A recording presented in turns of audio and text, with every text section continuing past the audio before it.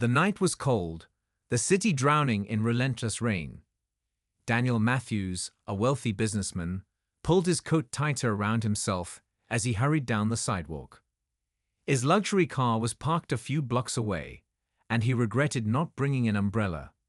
The neon lights of the city reflected in the puddles, but the streets were quieter than usual. People were too eager to escape the storm. As he turned a corner, something caught his eye. Under a broken bus stop, a young woman sat curled up, clutching a baby wrapped in a thin blanket. Rain dripped from the shattered roof, soaking her torn clothes. Passers-by walked past her without a glance, their eyes fixed forward as if she didn't exist. Daniel slowed down. There was something different about her. Most homeless people he had seen before had a certain look, worn down, hopeless. But this woman, she had dignity in her posture, a quiet strength in her eyes despite the misery around her. The baby in her arms barely moved, its tiny face hidden against her chest. Daniel hesitated. He wasn't the kind of man to stop for strangers. He believed in business, in logic, in working for what you had. But something inside him wouldn't let him walk away. He took a deep breath and stepped forward. "Miss, are you okay?" The woman looked up sharply, her eyes filled with a mixture of caution and exhaustion. "I'm fine," she said, her voice firm but weak. "You don't look fine," Daniel said, glancing at the baby. "Your child." "He's warm," she cut in, pulling the baby closer. "We don't need help." Daniel frowned. The rain was pouring, and the cold wind was enough to chill him through his expensive coat. This woman had nothing but a thin sweater. How was she keeping that baby warm? "I'm not offering charity," Daniel said, pulling out his wallet. "I have an apartment not far from here. It's empty. You can stay there for the night. Get dry, get warm." She shook her head immediately. "No, we'll be fine." Daniel sighed. "Look, you're not proving anything by suffering out here. The world is already cruel enough." For a moment, she just stared at him. Then something shifted in her expression, a flicker of vulnerability.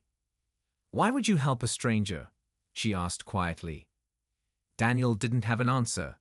He wasn't sure himself. "Because I can," he said finally. The woman looked down at her baby, then back at Daniel. "Just for one night," she whispered. Daniel nodded and pulled out the key to his apartment.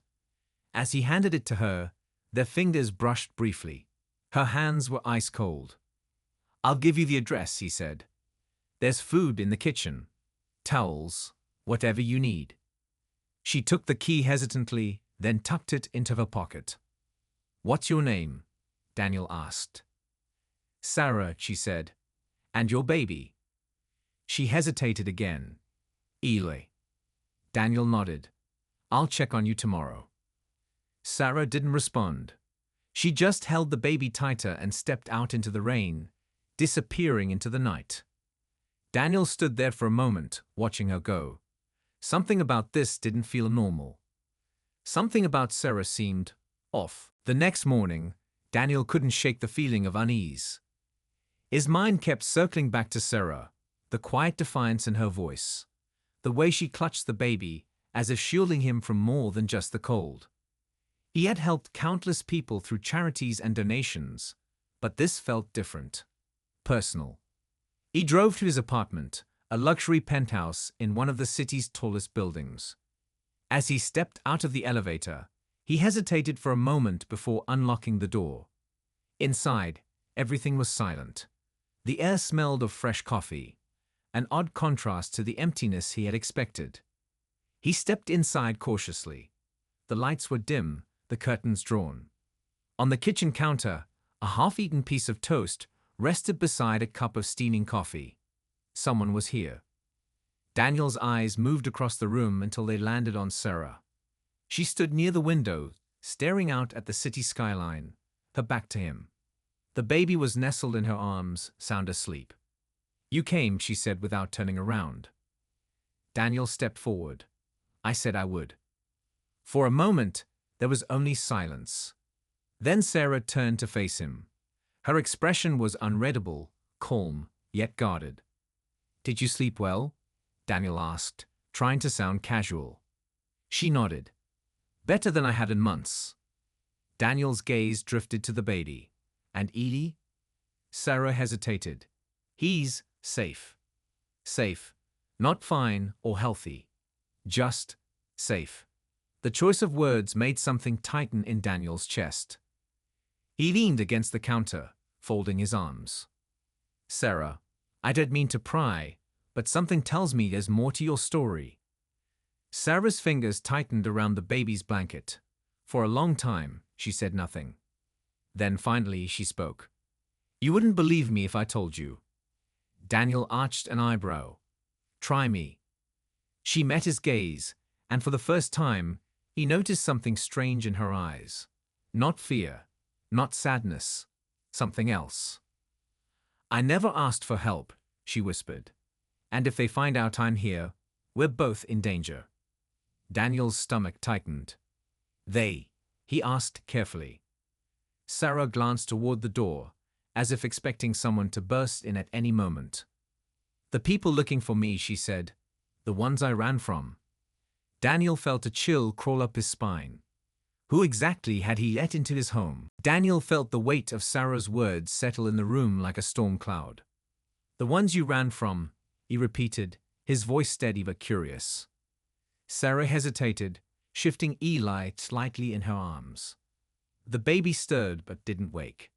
She took a deep breath, as if deciding whether she could trust him. "I wasn't always homeless," she finally said, her voice barely above a whisper. "I had a life, a good one, until they took everything." Daniel frowned. "Who are they?" Sarah swallowed hard, her fingers gripping Eli's blanket tightly. "Powerful people, dangerous people, people who don't like loose ends." Daniel's instincts kicked in. He had built his fortune on reading people, spotting lies and half-truths. But Sarah wasn't lying. If anything, she was holding something back. "You're scared," he observed. "Not just for yourself, but for Eli." She nodded. "They won't stop looking. And if they find me, they'll take him." Daniel's stomach twisted. "Why? Who is after you?" Sarah closed her eyes for a moment, as if gathering courage. Then she looked straight into his eyes. "My husband's killers." The words hit Daniel like a punch to the gut. Sarah's voice wavered, but she kept going. "My husband, Michael, worked for them. He was a financial expert, handling, let's just say, money that wasn't clean. He thought he could walk away. He thought if he played it smart, he could disappear." Her lips trembled. "But they found him. And they made sure he paid for trying." A lump formed in Daniel's throat. He had heard stories like this before: corporate crime, underground dealings, people who got in too deep. But this wasn't just a story. This was Sarah's reality. She took a shaky breath. "I barely escaped that night. I ran with Eli before they could come for us. And I've been running ever since." Daniel exhaled slowly, his mind racing. He had thought he was helping a struggling mother. He hadn't realized he was sheltering a fugitive, a woman hunted by people ruthless enough to kill. "You don't have to believe me," Sarah said, her voice resigned. "But I swear, if I stay here, I'll put you in danger too." Daniel studied her for a long moment. Then, instead of fear, he felt something unexpected: determination. "You said they don't like loose ends," he said. "Then maybe it's time to stop running." Sarah's eyes widened. "What are you saying?" Daniel straightened. "I'm saying, if they're coming, we need to be ready." Sarah stared at him, searching his face for any sign of hesitation. But there was none. For the first time in years, she felt something close to hope. Daniel sat in his dimly lit study, staring at the flickering city skyline outside his window. Sarah's story replayed in his mind like an unsolved puzzle. If she was telling the truth, and he had no reason to doubt her, then she and Eli were in real danger. And now so was he. His fingers hovered over his phone. He had powerful connections, people who could dig into the kind of past Sarah was running from. He needed answers before it was too late. Before he could make the call, a knock at the door sent a shiver down his spine. It was too late for visitors. He glanced at the security monitor. 2 men in dark suits stood outside the building's entrance. They weren't delivery drivers. They weren't lost tourists. They were looking for something, or someone. Daniel's heartbeat quickened. He turned off the study lights and moved silently to Sarah's room. She was sitting on the bed, holding Ely, her expression tense. "You saw them, didn't you?" she whispered, eyes darting to the window. Daniel nodded. 2 men. They don't look like the friendly kind. Sarah's grip on Ely tightened. "They found us." Daniel took a deep breath. "Not yet, but they will if we don't act fast." He grabbed a small duffel bag from his closet and tossed it onto the bed. "We need to leave. Now." Sarah hesitated. "Daniel, you don't have to do this. I've been running for so long. I don't want you getting hurt." Daniel met her gaze. "I'm already involved, and I don't abandon people who need help." She swallowed hard, then nodded. "Okay, let's go."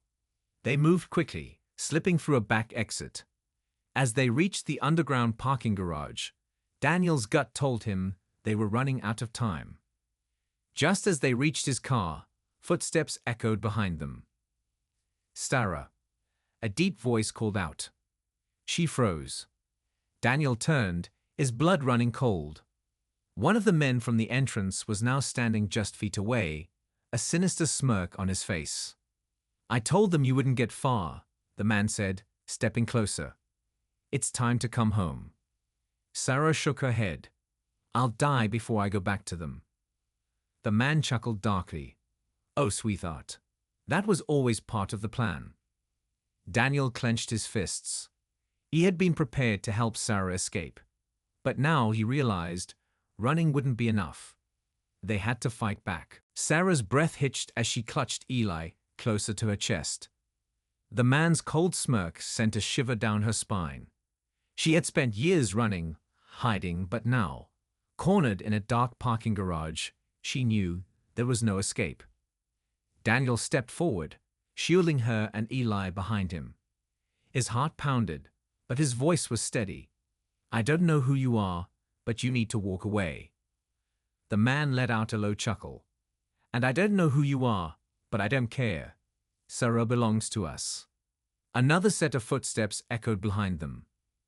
A second man emerged from the shadows, his hand resting inside his coat. A gun. Daniel's instincts screamed at him. He had spent years making business deals, negotiating under pressure.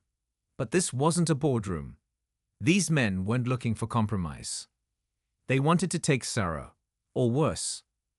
Sarah took a shaky step back. "Please, don't do this. I just want to be free." The first man sneered. "Freedom? You think you can just disappear? After what you did?" Daniel's jaw tightened. "What did she do?" The man's eyes flickered with amusement. "Oh, she didn't tell you." He glanced at Sarah. "Go ahead. Tell your little savior who you really are." Sarah's grip on Ely trembled. Daniel could feel her fear radiating off her. "Enough," the second man snapped. His hand moved, pulling out the gun. Daniel reacted without thinking. He lunged. A shot rang out. Sarah screamed. Ely wailed. Daniel tackled the gunman to the ground, wrestling for control of the weapon. The first man grabbed Sarah, yanking her backward. Daniel felt the gun twist in his grip. Another shot fired, this time hitting the ceiling. With a final surge of strength, he elbowed the man hard in the ribs, knocking the gun from his hands. It clattered across the pavement. Sarah, eyes wide with terror, used the moment to slam her elbow into her captor's stomach. He stumbled, and she kicked his knee out from under him. Daniel grabbed Sarah's hand. "Run." They sprinted toward his car. Daniel fumbled with the keys, throwing the door open just as another shot rang out. The bullet shattered the rear windshield. Ely's cries filled the car as Sarah dived into the back seat, shielding him with her body. Daniel hit the gas, tires screeching as they sped out of the garage. In the rearview mirror, the two men stood watching, their faces dark with fury. Daniel's hands were shaking as he gripped the wheel. "Sarah," he panted, "who the hell are you running from?" Sarah wiped away tears, her voice barely above a whisper. "The kind of people who don't stop until they own you or kill you." The silence in the car was thick with tension. Sarah clutched Ely tightly, her hands trembling as she rocked him gently. Daniel's knuckles were white against the steering wheel, his mind racing. The gunshots, the men, Sarah's terror. It all pointed to something far bigger than he had imagined. They needed to get somewhere safe. Daniel pulled into an underground parking lot beneath a hotel. The moment the car stopped, he turned to Sarah. "No more running. No more secrets. Tell me everything." Sarah's eyes filled with tears, but she nodded. She was tired of hiding, tired of being afraid. She took a deep breath. "My real name isn't Sarah," she admitted. "It's Elena Vasquez." Daniel frowned. "That name, why does it sound familiar?" She hesitated before whispering, "Because my father was Miguel Vasquez." Daniel's stomach dropped.